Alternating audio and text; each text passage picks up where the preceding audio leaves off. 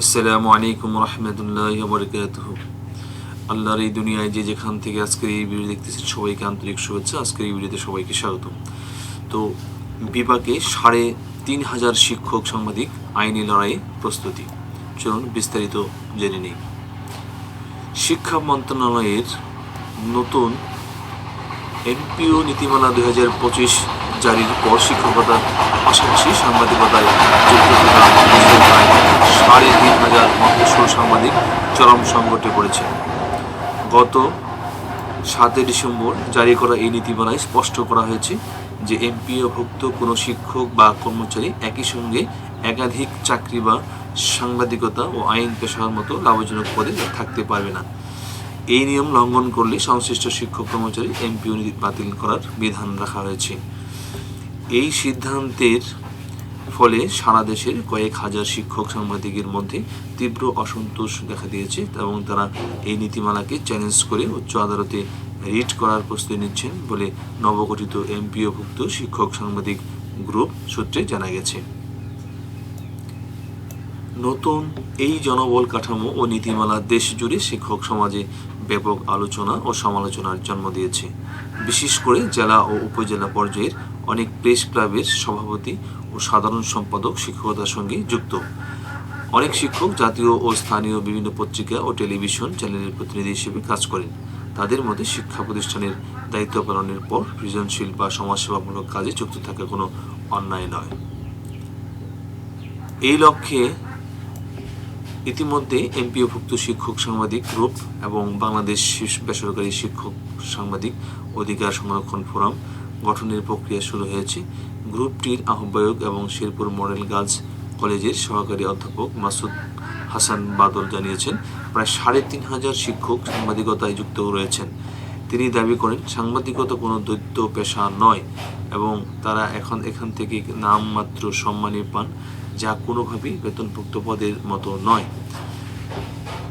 শিক্ষকদের অভিযোগ, জনপ্রতিনিধি বা কাজী হওয়ার ক্ষেত্রে বাধা না থাকলেও সাংবাদিকতার ক্ষেত্রে এই নিষেধাজ্ঞা প্রশাসনের একটি অংশের ক্ষোভের প্রতিফলন।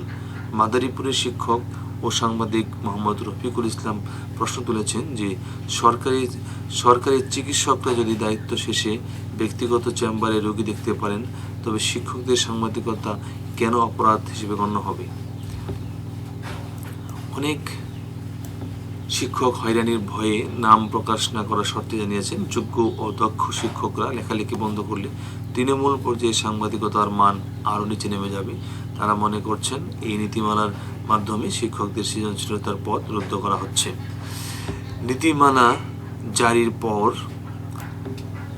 ইতিমধ্যে মাঠ পর্যায়ে কার্যক্রম শুরু হয়েছে। গাইবান্ধা জেলা শিক্ষা কর্মকর্তা এবং মোহাম্মদ আতাউর রহমান একটি আদেশের মাধ্যমে ৭ উপজেলার মাধ্যমিক শিক্ষা কর্মকর্তাদের নির্দেশ দিয়েছেন তার আওতাধীন কতজন শিক্ষক সাংবাদিকতা বা আইন পেশায় যুক্ত আছেন তার পূর্ণাঙ্গ তথ্য পাঠাতে। ১৪ ডিসেম্বরের মধ্যে এই তথ্য সংগ্রহের সময়সীমা নির্ধারিত ছিল।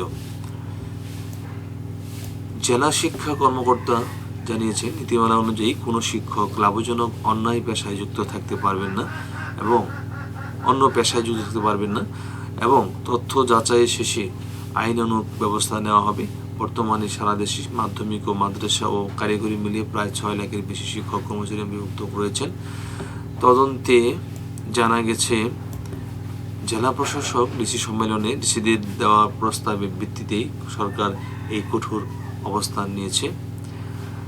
গত ১৭ নভেম্বর প্রধান উপদেষ্টার সঙ্গে ডিসিদের মত বিনিময় সভায় যুক্তি দেওয়া হয় যে এমপিওভুক্ত শিক্ষকরা জাতীয় নির্বাচনে প্রিসাইডিং ও পোলিং অফিসার হিসেবে গুরুত্বপূর্ণ দায়িত্ব পালন করেন। তারা যদি প্রকাশ্যে সাংবাদিকতা ও রাজনৈতিক কর্মকাণ্ডে যুক্ত থাকেন, তবে সুষ্ঠু ভোট গ্রহণে প্রতিবন্ধকতা সৃষ্টি হতে পারে। এর আগে ২০২৩ সালের ডিসি সম্মেলনেও শিক্ষকদের জন্য সরকারি কর্মচারীদের মতো আচরণ বিধিমালা তৈরির প্রস্তাব করা হয়েছিল, যাতে শিক্ষকতার পাশাপাশি ঠিকাদারি বা সাংবাদিকতা বন্ধ করা যায়। শিক্ষক সংগঠনগুলোর মধ্যে এই নীতিমালা নিয়ে মিশ্র প্রতিক্রিয়া দেখা দিয়েছে। একদল এই উদ্যোগকে শিক্ষার মান উন্নয়নে ইতিবাচক মনে করলেও অন্য পক্ষ মনে করছে এটি বৈষম্য অস্থিরতা তৈরি করবে।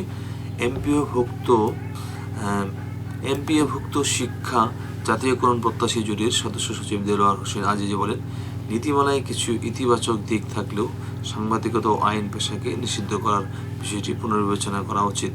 যোগ্য শিক্ষকদের সাংবাদিকতার পদ বন্ধ করা হলে স্থানীয় গণমাধ্যম আরও দুর্বল হয়ে পড়বে বলে আশঙ্কা প্রকাশ করেছেন সংশ্লিষ্টরা। তো আজকে ভিডিও এখানে শেষ করছি। ভালো থাকবেন সবাই। আল্লাহ হাফিজ। আসসালামু আলাইকুম রহমতুল্লাহি ওয়া বারাকাতুহু।